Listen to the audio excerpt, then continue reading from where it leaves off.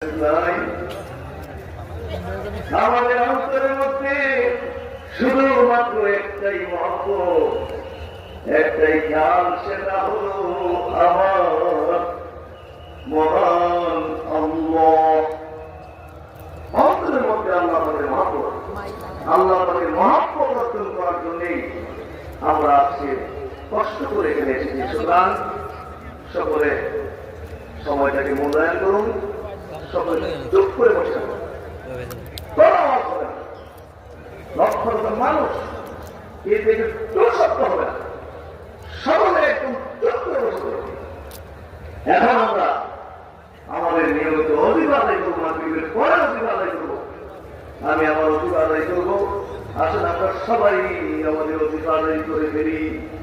সকলে আয়াতুল কুরসি পড়ে একবার أعوذ بالله من الشيطان الرجيم بسم الله الرحمن الرحيم الله لا إله إلا هو الحي القيوم لا تأخذه سنة ولا نوم له ما في السماوات والأرض له ما في السماوات والأرض الله